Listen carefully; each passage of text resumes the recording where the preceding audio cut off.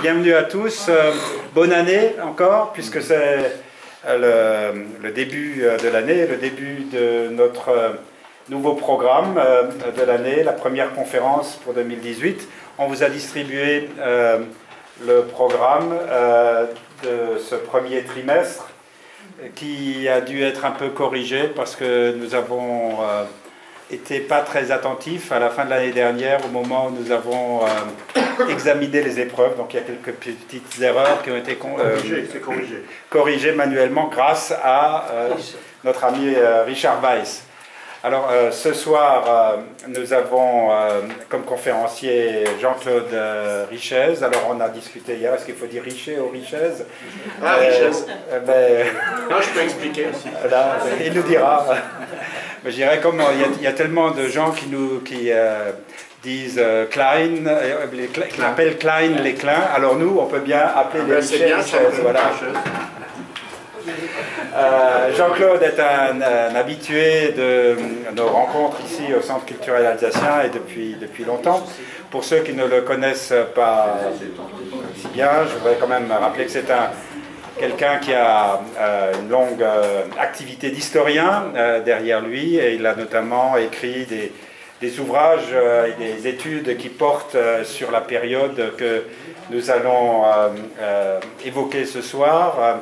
Il a fait avec d'autres historiens un ouvrage sur la vie quotidienne en Alsace de 1850 à 1950. Voilà, alors on se trouve là dans une période un peu plus restreinte.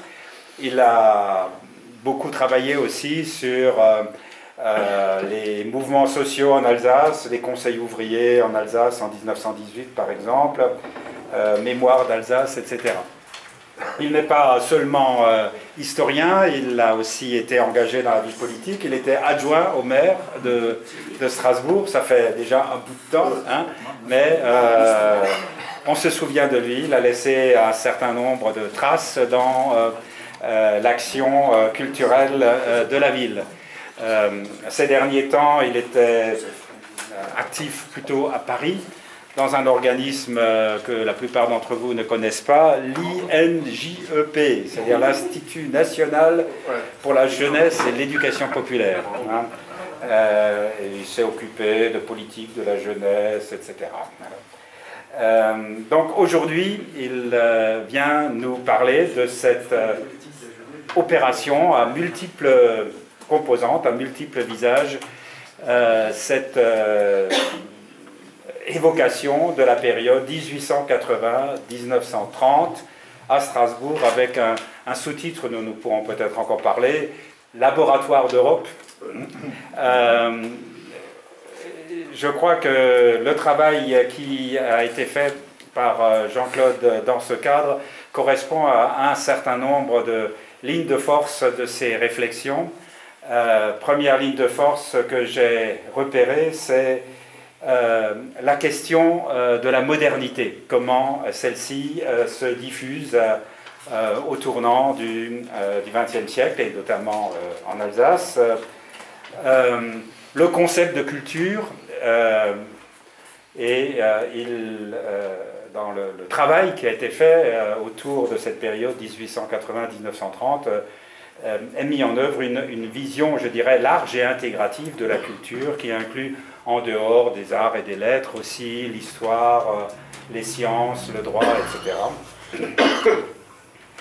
Et enfin, peut-être un autre point qui me paraît très important, sa volonté de ne pas aborder le problème de l'histoire régionale et notamment de l'histoire de Strasbourg d'une manière en quelque sorte isolé ou individualisé. Il veut replacer tout cela dans un cadre plus large qui est celui des grands mouvements qui affectent les grandes entités voisines de l'Alsace, la France, l'Allemagne et aussi l'Europe. Alors, je ne voudrais pas trop anticiper sur son exposé. Nous avons actuellement plusieurs expositions qui sont en cours, la plus importante étant celle au Musée d'Art Moderne, plusieurs catalogues d'expositions, plusieurs ouvrages qui ne sont pas seulement des catalogues, Là, j'ai le catalogue de l'exposition du musée d'art moderne, mais nous avons aussi un travail plus original dont il va nous parler, un dictionnaire culturel de Strasbourg pour la période 1880-1930. Et en plus de ces ouvrages, il y a toute une série d'animations, de conférences, de rencontres, de recherches qui portent sur cette période. Alors, qu'est-ce que signifie cette opération pluriforme sur cette période 1880-1930? C'est ce qu'il va nous présenter maintenant. La parole est à Jean-Paul.